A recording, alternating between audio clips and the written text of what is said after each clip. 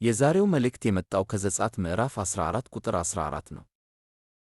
የእስራኤል ሕዝብ በግብፅ ተይዘው ነበር። ቀይ ባሕር ከፊታቸው ነበር። የግብፅ ሰራዊት ከኋላቸው ነበር። ፈርተው ነበር። ጮኽ። ምን ማድረግ እንዳለባቸው አያውቁም ነበር።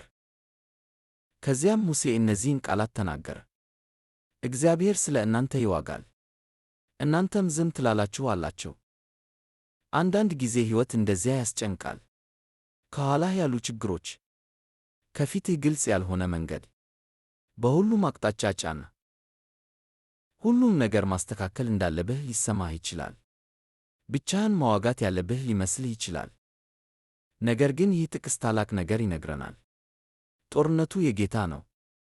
እያንዳንዱ ውጊያ የአንተ አይደለም። አንዳንድ ጊዜ ሥራህ ዝም ብሎ መቆምና መጸለይ ነው። አንዳንድ ጊዜ ሥራህ በጌታ መታመን ነው። እስራኤል ስታዘዝ እግዚአብሔር ባሕሩን ከፈተ። የማይቻል የሚመስለው ነገር መንገድ ሆነ። ይህ ታሪክ እንዲህ ያስታውሰናል። እግዚአብሔር መንገድ በሌለበት መንገድ ሊያዘጋጅ ይችላል። ወጥመድ ውስጥ የገቡ ሲመስልዎት ዝም ብለው አጥብቀው ጸልዩ። እሱን እመኑ። እሱ ስለ እናንተ እየተዋጋ ነው።